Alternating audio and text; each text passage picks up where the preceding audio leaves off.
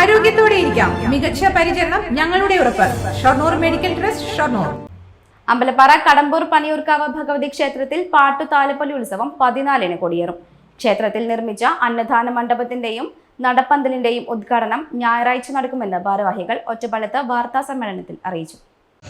ഈ വർഷത്തെ പാട്ടുതാലപ്പൊലി മഹോത്സവം ജനുവരി മാസം 14 മുതൽ 21 കൂടിയുള്ള ദിവസങ്ങളിൽ അതിവിപുലമായ ഗംഭീരമായ പരിപാടിയിലൂടെ ആഘോഷിക്കുകയാണ്.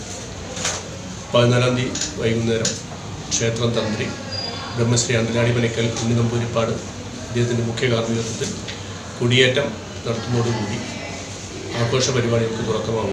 ഞായറാഴ്ച രാവിലെ 10-ന് Malabar Devaswom board president M.R. Murali ഉദ്ഘാടനം ചെയ്യും.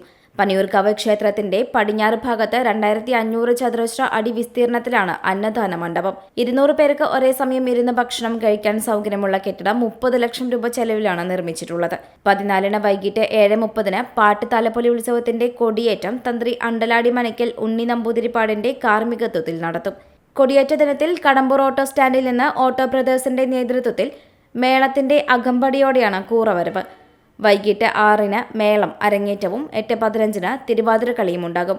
ഉത്സവം ആഘോഷിക്കുന്ന 21 വരെ ദിവസവും വൈകിട്ട് സാംസ്കാരിക പരിപാടികൾ ഒരുക്കിയിട്ടുണ്ട്. ഭക്തിഗാനമേള, നൃത്തങ്ങൾ, ഡബിൾ തായമ്പക, കഥകളി, റിമി ടോമി നയിക്കുന്ന സംഗീത പരിപാടി, ബാലെ എന്നിവയാണ് വിവിധ ദിവസങ്ങളിലെ പരിപാടികളെന്ന് ക്ഷേത്രം ട്രസ്റ്റി ചെയർമാൻ P. ഹരിദാസ്, ജനകീയ committee secretary K.P. Swaminathan, C.P. രാജകുമാരൻ എന്നിവർ അറിയിച്ചു. Time kids pre school, Mannannur road, Vaniyamkulam. .View news. കാഴ്ചകളാണ് ലോകം, കണ്ടു തുടങ്ങുക.